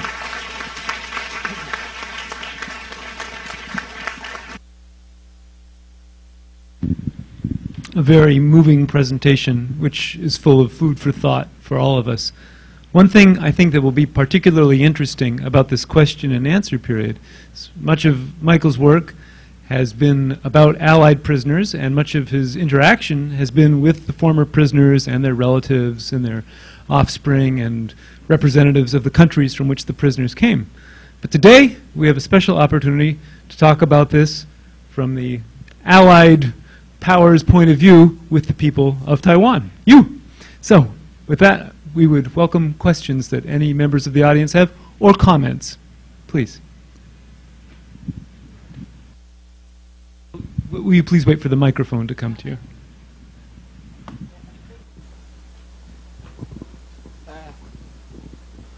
I hear that. Say something about Songshan district, you know? It's nearby the Songshan airport. In the World War II, some of the concentrated camp in the Songshan district, nearby the Songshan Songshan Senior High School. Sorry, in Songshan district, yeah. Thank you so much for that, and maybe we can talk after we're finished. I'd like to get together with you later. I found that camp quite a number of years ago, and then sometimes it's better to go with what you say, I think the first time, rather than second guess. And I second guessed, and I moved the location to somewhere else, but with the help of another friend last year and Google Earth, we were able to go back to the location you're saying, so we know now that that is the location of the camp. So again, nothing left from previous days, but so yeah. It's great to have that confirmation. There's a question far over in the back corner there, right? I saw a hand up just now. Sorry, I don't know if it's implied to ask or not, but I want to know more, know further about. Please stand up so we can see. I can't stand up. Oh, sorry. I am handicapped. Oh, sorry, I'm terribly sorry. I want to know further about the life after the survivors of the camps. After they go back to their mother country, and how they because I think the life is long, and the biggest problem is not the life in the camp, is also the life after they come out of the camp and the rest of the life. So I want to know. Does there any further any specific case about how they cure themselves about the trauma, or how they organize and help the others with the same experience? Yes, like that. Thank you. Good question. I did mention a little bit toward the end, but as Chu says, sometimes I talk too fast, so I hope you got it. When the men went home, they had a very difficult time, naturally. A lot of trauma, a lot of stress, horrible experiences that they tried to suppress, but they just couldn't because they were etched in their mind. So they formed what we called the POW clubs, or the American Legion, whatever, and they would go to these meetings and talk with their friends because they were the only ones that could understand. Right? So that was one form of therapy, probably the best one or the only one they really had. Some of the wives and some of the mothers and families did understand, or they did just listen while these men poured out their hearts and their grief to them.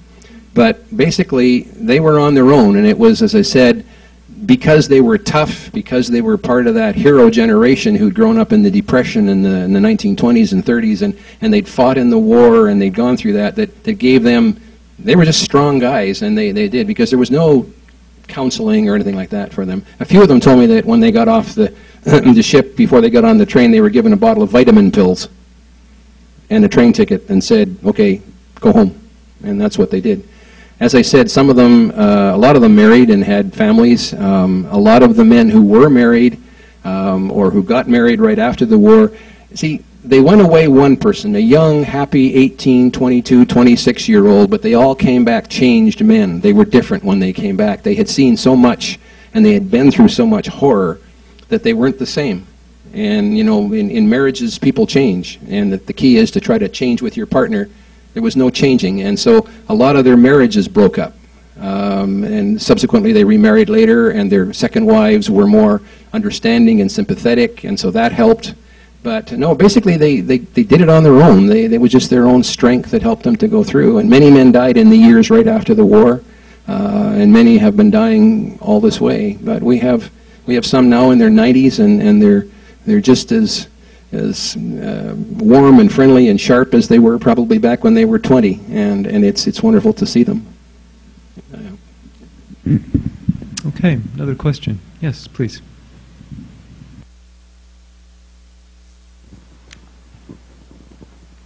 My name is Ryan. I study in National Chengchi University, majoring in international relations. I have been in a low mood since last night until now, because I saw a movie called Nanking Nanking, where the most worst massacre happened in China. Women, men, and even children were treated as like a stuff, like something instead of humans, as you mentioned. So I have two questions. The first is, since the bad story, the sad stories happened in Korea, mainland China, Taiwan, Malaysia, Indonesia, even in the Southeast Asia, and why do you especially put your focuses on prisoners in Taiwan? And my second question is, I believe no prisoner was treated in a comfortable and good way. Most prisoners were treated badly and terribly. And I'm wondering, were the ways taken to treat prisoners in Taiwan different from the ways taken to treat prisoners in other areas? Thank you very much. Okay, the first question, why do I focus on Taiwan? Basically because I've lived here for 20 years, I love Taiwan, this is my country, and I'm Canadian, and the doctor in Tsinghua was Canadian, that's what got me started. And I don't know how you people feel now, but once you get into something like this, you just can't let it go. And so, you know, I have no plans to leave Taiwan in the future. This is my home, so I'm going to concentrate here. And as I often tell people who send me emails and say, my dad was on the death railway in Burma, can you tell me what camp he was in? I can say no, but email this guy because he can tell you. I'm focused on Taiwan, and I'm very narrowly focused here, except for some of the other parts of the story regarding the Taiwan POWs. Question number two, treatment in Taiwan compared to other places in Asia. The Japanese somewhere, somehow had some kind of a policy manual, I think, if we would call it today, for treatment of prisoners of war. And basically the basic treatment of prisoners of war all across Asia was pretty much the same. They treated them with the same lack of dignity and respect from Thailand to Borneo to here to Manchuria, it didn't matter. The idea with the top senior officers was to degrade them and to bring them down in the eyes of their men, and to, you know, a lot of these senior officers, of course, in coming from the 1920s and 30 British and American Army, they were usually probably from good families and fairly rich, and they weren't used to having servants. Well, now you're a prison camp, and as a general, you're the same as a private, and you have to clean out the toilets or you have to work in the garden the same. So this was very demoralizing to the senior officers. The other men, the enlisted men, they had rules like, for example, every prisoner had to bow to any Japanese or Taiwanese guard or Indonesian guard or whatever they were in whatever camps they were in. You had to bow. If you didn't bow, you could be beaten up or slapped. And some of the guards used to like to play games, especially when the men had dysentery, which is, excuse me, but bloody diarrhea, and you have to go to the bathroom time and time again. They would go out in the night. Of course, you can't see anybody. The guard would hide behind the outside door of the prison hut, and when the prisoner ran out heading for the bathroom, the guard would jump out and say, "Hey, you didn't salute me." You know, and by this time the man didn't need to go to the toilet anymore because it was all over, right? So this was the kind of thing that they had to do, and they had to do this all across Asia. So basically, to answer the question quickly, the treatment was basically the same. Now, some of the camps, the camp commandants, the Japanese camp commandants, were more sadistic, more cruel. Others weren't quite so bad. And so they could control the conditions in the camp. And food allocation, for example, if a man was sick, he got half food. Instead of getting more food or equal food to the men who were working because he was sick and he needed it to recover, he was immediately cut to half food. So then the other prisoners had to dig into their food and share with him so that he could at least stay alive. So these were some of the kind of rules they had, and as I say, these policies, if you want to call it that way, were the same pretty much all throughout Asia. Okay, the gentleman in the very back there.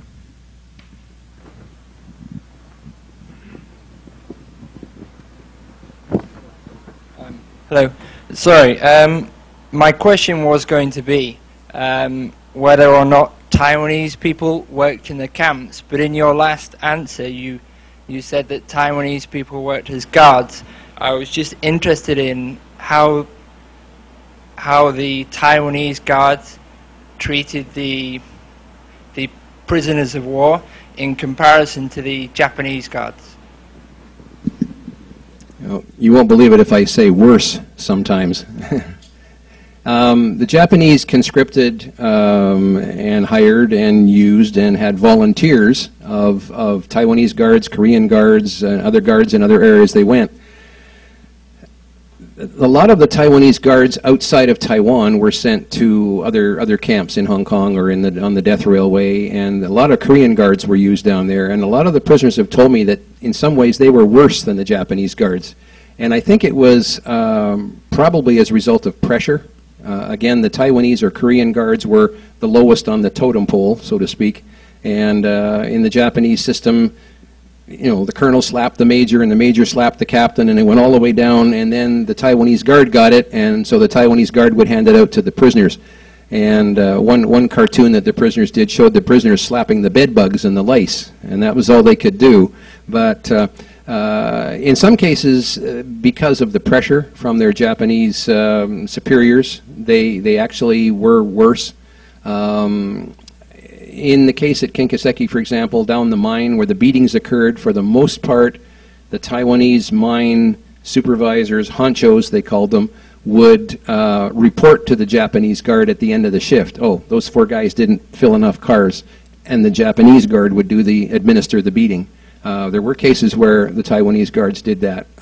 There were also cases where some of the Japanese mine honchos or supervisors, foremen, if they thought the men were sloughing off down the mine or on the river valley work, they would go up and whack them with a bamboo pole as well. Basically, the prisoners found sympathy with most of the Taiwanese civilians. And as I say, down in the mine, sometimes they would have their lunch together in a lunch area, and there would be Taiwanese around eating their lunch as well. And they could see the prisoners were starving. They could see they were having an awful time. And sometimes they would slip them a little piece of fish or a little piece of pork or a little piece of bilopo, you know, to go with their 2 little rice balls. By the way, one thing I didn't show that I was going to, this was a lunch box that was used in the Taihaku camp and the Taichung camp. And one of the prisoners sent me this a couple of years ago. He used to keep nails in it, and he said, "Would you like that?" Well, of course I did. So, but they would have two baseball-size balls of rice in that box. That's what they would take down to the mine or out to the river project or out in the sugarcane fields for them to eat. So if you can imagine 2 balls of rice in that little box, and that's what they had to eat. Well, then the Taiwanese would sometimes give them some meat or something to go with that. No. And it isn't cockroach-proof either. It has a lid which fits really tightly, and that oftentimes they said they would go to their lunch box and the rest, they put them down in the morning and then go back at noon. No, it's made of wood. It's made of like a boxwood. And they would go back at lunch to get their lunch and open the lid, and there's cockroaches all over it, and they'd brush the cockroaches off and eat the rice anyway because they were starving. And this one has the prisoner's number carved on it, 818. He's carved his number on the end. So that's what they took to work every day. Some of the men used to, they were given the rice in the morning for their lunch, and they were told not to eat it because the Japanese knew they needed strength. But some of the men would eat the rice at breakfast because they didn't expect to be alive at lunch. But the Japanese would sometimes check the lunch boxes when they went to work. Well, you get 500 men, you can't check every box. So what the prisoners would do is they'd put a bit of sand in it to make it heavy, and the Japanese would tap it, oh yeah, okay. But there was nothing in it but sand, and they wouldn't eat anything all day because they never thought they were going to make it to lunch. That's how bad conditions were in the mines and things like that. So, and there were other times when the men had to deal with the Taiwanese people in the community or on the way to work or whatever. And the stories that the prisoners tell me is that basically they don't feel any animosity today towards the people of Taiwan. And they didn't really then. Of course, they hated the guards that treated them badly. But, you know, and when they come back to Taiwan, they have a wonderful time here. Because I tell all our supporters and suppliers that they went through hell the first time they were here, and when they come back again, we're going to make sure they have a better time. And so we take them to fairly decent restaurants, and we have a nice clean bed in a hotel to sleep in, and whatever. But no, and so today, all you Taiwanese people are wondering here, did the prisoners hate you? No, they don't. They actually like to come back to Taiwan. We have one man coming back this year who's been here 6 times. He just can't stay away. He loves this place, right? And again, we have a lot of fun with the local people when we're here. So that's kind of it. But the guards, they were pretty much the same. They were told how to treat the prisoners, and they did. Otherwise, they would have got beaten up. So. Yeah. Another question in the blue cap in the very back there. Can you please talk more about PTSD? Because PTSD is more important to our Taiwanese because of typhoon, and this is like the war, right? So please talk more about PTSD. Well, you're probably asking the wrong person, because I'm a bit of the older generation, and other than knowing what the term means, I can't really shed much light on it, I think, in the way you want, except to say that there was no treatment for that with the prisoners. That term wasn't even known about in those times. I think it's a relatively, 10 or 15-year-old term or whatever, but the men suffered from it. They suffered terribly from it. One thing I just failed to mention a few minutes ago is that even today, 64 years later, some of them, I was just in the UK 3 weeks ago for a POW reunion, and one man was telling me how he had a nightmare a couple of weeks ago before that. They still, after 64 years, wake up in the night sweating in a cold sweat. They have these dreams. Not as bad maybe as they were years ago. I've had POWs' wives tell me that they woke up in the night with their husbands strangling them, trying to strangle them, because this person next to them in his dream, in his sleep, was a Japanese guard, and here he is choking his wife. That's how real their emotions and their dreams and that were.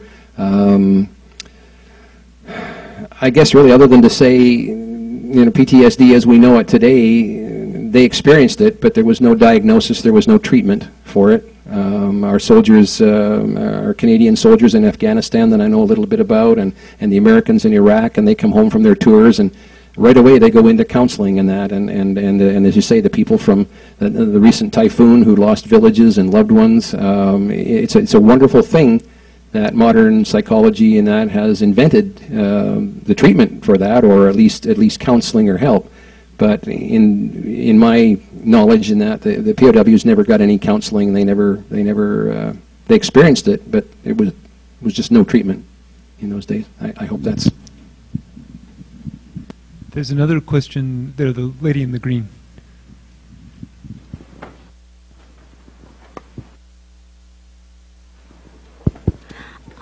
Hi.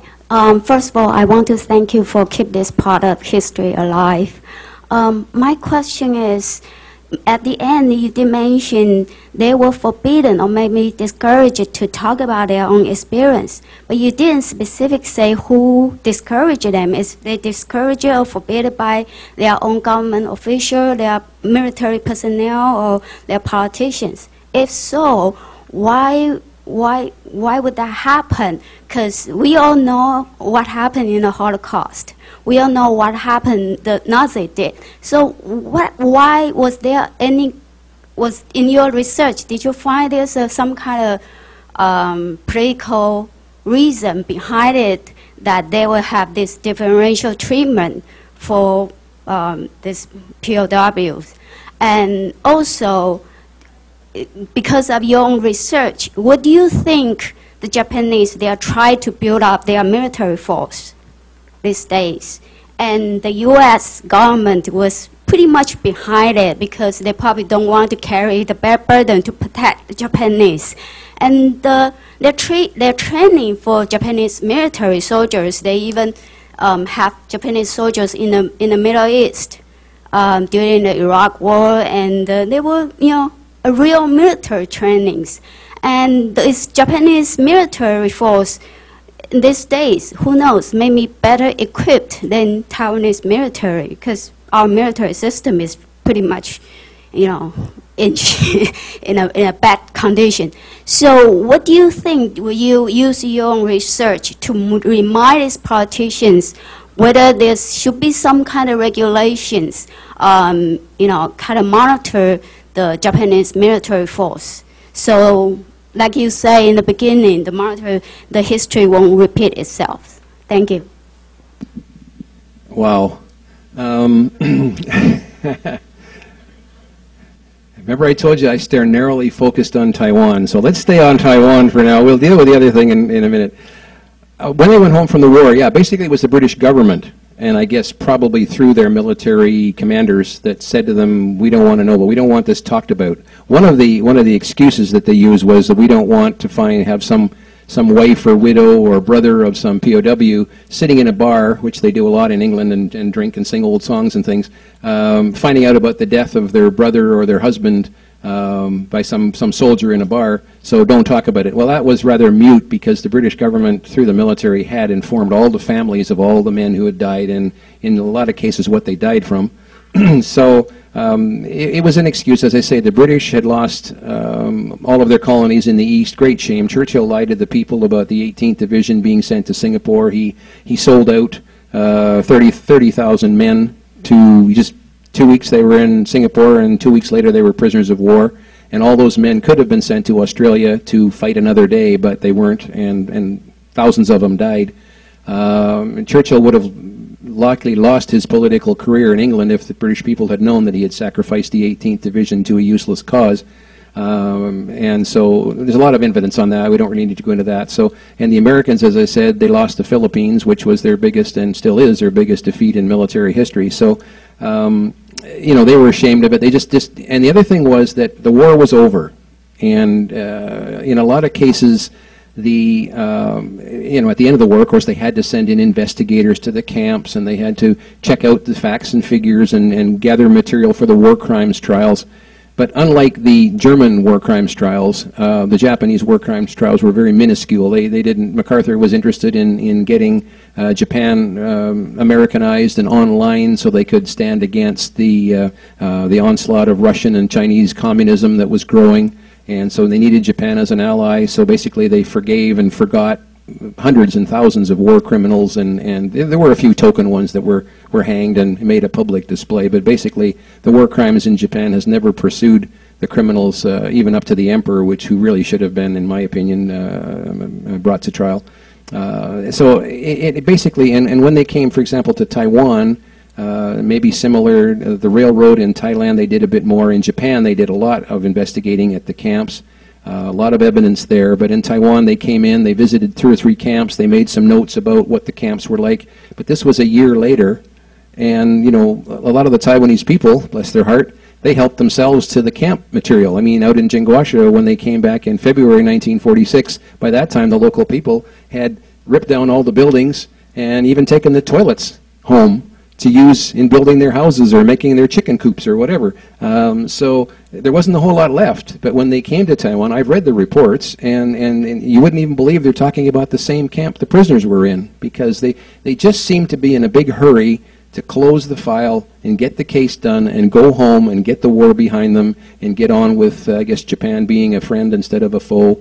And so that's really what happened.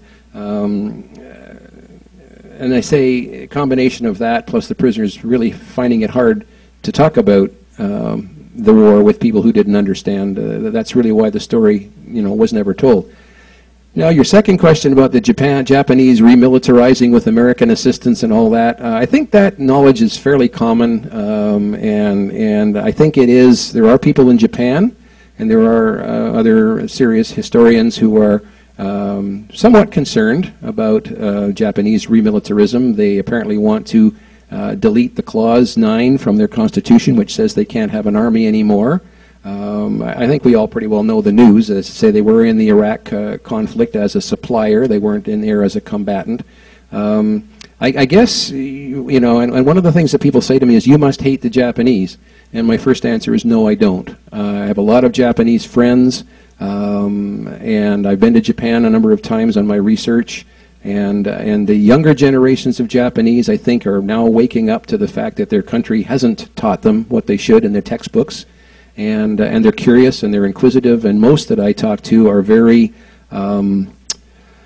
sympathetic and sad to hear what their fathers and their grandfathers did in China and other places. And so basically I don't have any problem with the Japanese at all. Of course they have old soldiers associations who still go out and drink and bonsai, like, you know, that's up to them.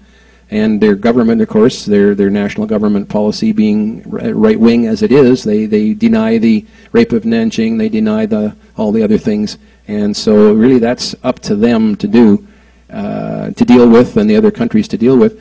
The one thing I will say, two things. First of all, you mentioned the Holocaust in Germany, and Thomas mentioned it as well. Roughly speaking, there were 6 million Jews and Gypsies and odds and ends of people in Europe that were annihilated and exterminated by Hitler and his regime. Just in case you're not aware, there were over 36 million people here in Asia, over 30 million of whom were Chinese, who were annihilated, tortured, used as, treated so inhumanely by the Japanese. 6 times the number of people here in Asia, and in Malaysian director is nodding his head, in Malaysia, in Thailand, in Indonesia, everywhere the Japanese were, there were atrocities, and it was a Holocaust. And today, if you look on the internet and you type in the forgotten Holocaust, you'll probably come up with a lot of this material, which will of course include the rape of Nanjing and everything else. So the problem is, I think, and I'll say this very honestly, and I hope I don't offend any of my Anglo-Saxon counterparts when I say this, I do think in some ways that the Western countries never really attach the importance to the Holocausts and what happened in Asia, this is a personal feeling and observation, that they did to Germany and what happened there. Over there we were all white. You know, and basically the Germans treated our prisoners pretty well, and we treated their prisoners pretty well, and it was ideologies, Hitler and Nazism against the freedom. But over here in Asia, it was a race war as well. The Japanese wanted to conquer Asia, but, you know, the names that we called the Japanese and the names they called us and the way they treated us, it was definitely racially fueled, if you want to put it that way. And I really don't think that a lot of the governments after the war, I mean, there was just so many million Chinese and sort of like, okay, they died, and so it's way over there in China somewhere, you know, and they never paid the attention to it that they did to the European conflict. It's the same with our soldiers. The guys who hit the beaches at Normandy, the bands of brothers, the guys who dropped at Arnhem, the guys who defeated Hitler, they're the World War II heroes, to Canada, to England, to Australia, you know, to America in a lot of cases. Although America shares the credit, of course, of defeating the Japanese on the western side. But basically, the European war, those guys are heroes. The guys are over here that spent 3.5 years in a prison camp, who knows, who cares? It's all over. They were forgotten. And that's why people like myself and my friends down in Thailand and Borneo and England and America, who are working hard on this Far East prisoner of war theme, are working so hard to make sure that our people over here and the Asian people who suffered are brought to the forefront of history and are not forgotten. Okay, so that's you know, I think it's been a neglect, and I will agree with that. But okay. The gentleman in the brown windbreaker had a question. If I'm not mistaken, on the internet, you mentioned that some people were actually prosecuted for abusing the prisoners in Taiwan after the war. Could you elaborate? And could you also, do you know what happened to the sadistic Japanese commander who wanted to fill the cemeteries? Any idea? Thanks. Yes, there were a number of Taiwanese guards that were prosecuted for war crimes trials. The main war crimes trials, of course, were held in Tokyo, and they involved the high-class criminals, some of the brothers of Hirohito or nephews of Hirohito, Tojo and the war cabinet, and these people who, the A-class criminals were considered, you know, crimes against the world by inciting the war, and then the B-class ones were crimes against humanity, and the C-class ones were crimes against individual people and civilians and military and prisoners of war. They pursued a lot, they convicted a lot of people were hanged. Some people, I think, some generals, Yamashita and Homa, and some of these were executed simply because they were high-profile Japanese generals and they needed to make an example along with Tojo and the others. But as I said, the war crimes weren't proceeded as much here as they were in Germany, of course. But some of the Taiwanese guards were were apprehended after the war. It took a few months. Basically, everybody wanted to go home, and then when they got the war crimes trials organized, they started to bring people back, soldiers back, and people back. And so Jack Edwards, some of you may know him. He wrote the book "Banzai, You Bastards." He came back with one of the British teams, and they came back to Jingguasha. And as I mentioned in the start, when they were the Japanese government in the summer of 1944, knowing the Allies were advancing, they had put out an order to kill all the prisoners whenever the Americans got to your area. So in the Philippines, they killed 150 men at Palawan. They put them into a dugout, threw gasoline on it, lit them and fired. Anybody who came out wasn't burning to death, they shot them or bayoneted them and this type of thing. Fortunately, 6 men escaped to tell that story, so we know about it. In Sandakan, they killed over 2,000 Australians and British on a march, on a death march that had no purpose. And so they had started to put this plan of killing all the prisoners and leaving no trace into practice. And again, fortunately, I guess for us in Taiwan, although the Americans and the Allies did bomb us here in places, we didn't suffer the results of an invasion like they did in the Philippines or other places. So the prisoners were slated to be killed, and out in Jingguasha, they were going to. They dug a tunnel from the camp to the mine. They were going to put the prisoners in there and blow it up. One of the young men who worked in the office saw the order, told one of the prisoners, "When the Americans come, all you men die." So then they made up an extra list of the prisoners who were in the camp, hid that under the floor of the officer's hut, and thought, well, if we're gone, someday somebody's going to find this, and they'll know what happened. Well, it turned out that in the early part of 1946, the War Crimes Investigation Team came back. They went to Jingguasha. They took out the list of the prisoners who were in the camp. And while they were there, they happened to find the order that I mentioned to kill all the prisoners. And it was the only one that was ever found in Asia. There was another one in Japan, but it has since gone missing. And right after the war, we don't know what happened to it. So in the National Archives in Washington is the order, handwritten in Japanese, for the Taiwan camps. And it says basically to the camp commanders in all of the camps, how you do it is up to you. Whether you kill them, burn them, behead them, blow them up, whatever you do, it's up to you. But destroy them and leave no trace.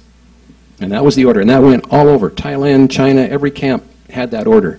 And some of them were starting to do it. And so anyway, but while they were back in February and March of 1946, they did happen to come across some Taiwanese guards. And as I started to say, the main war trials were in Tokyo, but there were lesser war trials in Shanghai, Hong Kong, Singapore, and a few other places. And I know that a couple of our Taiwanese guards here went to Shanghai, and also some went to Hong Kong and stood trial. And some of them got sentences 2 years, 3 years, or 7 years.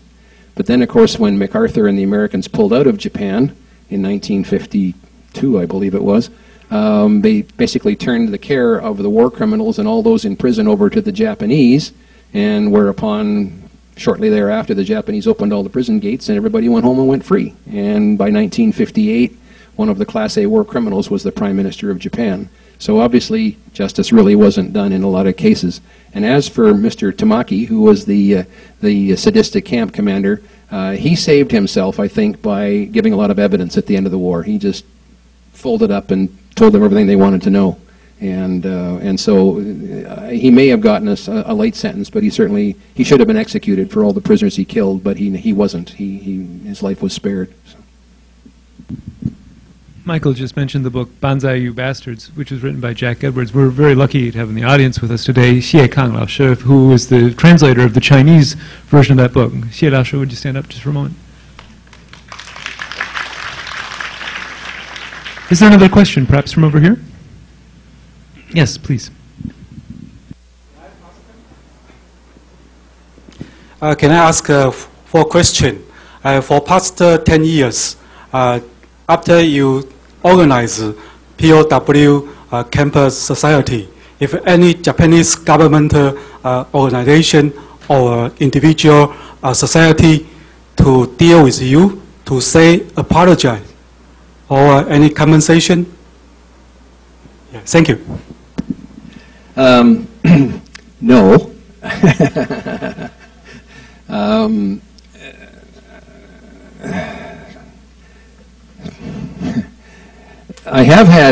do have researchers in Japan, and not necessarily just young people. Some of them are older. There's a lot of people in Japan today who understand what happened in World War II, and they're very sad about what happened and what their country and their countrymen did.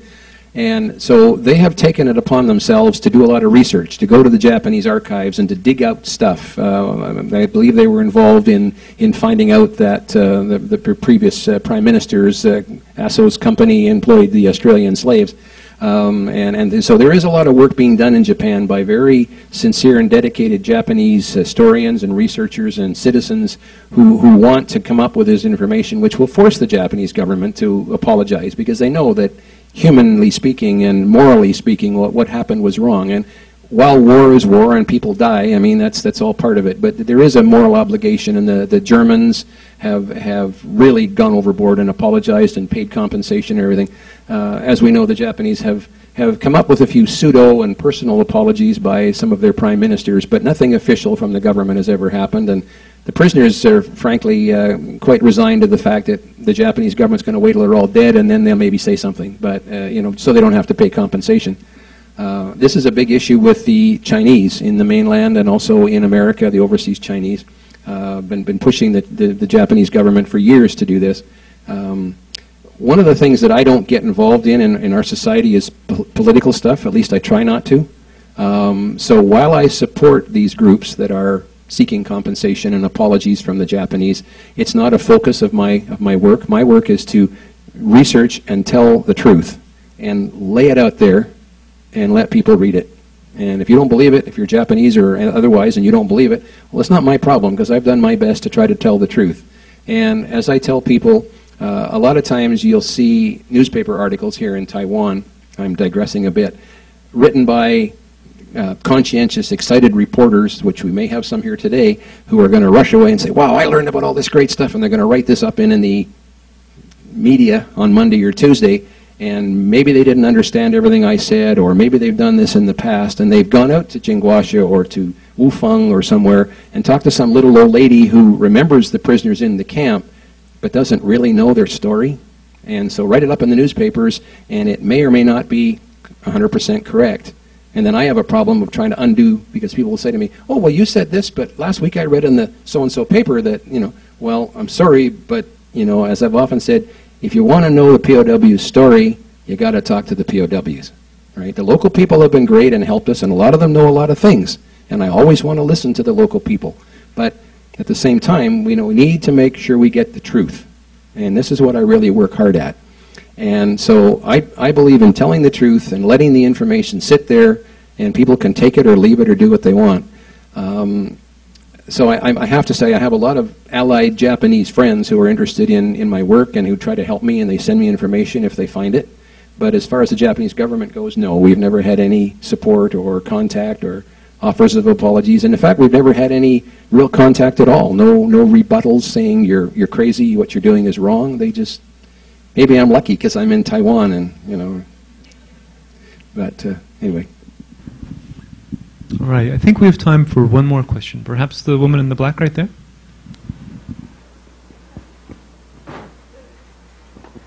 Thank you. As you just told us, some of the POWs start to like Taiwan right now, and I want to know about what do they think about Japan? Well, I think basically some of them have been to Japan too. Interestingly enough, a number of years ago, back in the early 1990s, there was a Japanese lady married to a British chap who worked for Sumitomo Corporation. And Sumitomo operated a lot of the prison camps, and a lot of the prisoners worked in their mines and their industries. And Sumitomo, of course, is a very large Japanese corporation today. Well, her husband, they had moved to England from, they lived in, they met and married and lived in Japan for a while. Then they moved to England, and then he was killed, and she felt her life was coming to an end. And she finally happened to hear about the Far East prisoners of war. She went to a meeting in London, dressed in a kimono, which was really bad in some cases, because some of the men still do really hate the Japanese, especially in anything. They won't have Japanese camera, they won't buy a Japanese car, you know, they won't have a DVD player that's made in Japan. And so she was very brave, she took a real chance, but she went there and she said, I've just heard about the way you were treated, and I want to do something to say we're sorry from the Japanese people. So to make a long story short, she went to Sumitomo and All Nippon Airways and a couple of hotel chains and started to arrange trips for the prisoners and their families to go to Japan and meet with Japanese people in churches and schools and communities who wanted to say they were sorry to these men. And so since 1992, she's been doing this. And so she's taken these prisoners and their wives and their children to Japan, and they've met with Japanese, and the friendships and the bonding and the love is great. So for the most part, as I said, we don't hate the Japanese. The younger generations, no problem, because they didn't have anything to do with how these men suffered. Some of the men have told me that if they happened to meet a Japanese of their age on the street, they might look at him and say, well, you know, was he one of my guards? You know, so that they may not rush up and hug each other, so to speak, right? But the younger generation in Japan today, no, most of the prisoners have learned to forgive. As they all say to a man, there's no way it could ever be forgotten. But forgiveness is something that most of the men have come to terms with. And, you know, they say that, as one POW said at Remembrance Day here a couple of years ago, there's no point in hating, because hate only eats you up. You know, if I hate you and you don't know me, you're living in Taiwan and I'm living in somewhere else, you don't feel any bad effects of that, but I eat myself up with hate, right? It hurts me more than it does you. And so they've gotten over it. They've learned to forgive. But as for forgetting, they never will. And as I say, they're so thrilled that now, through the work that we're doing and many others are doing to tell their story, that you know, they're not going to be forgotten either, and that's what they're really happy about. But today's talk has been... We've got one more question. Okay, please.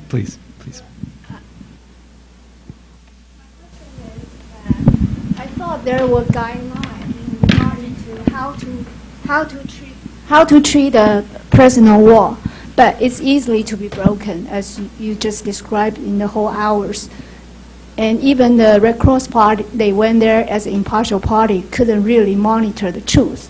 Since your association and your participation with the prisoner of war activity and with all the concerned party, you as an individual, you have confidence that this will be less likely happen in the future? And what has been done to prevent that from happening again?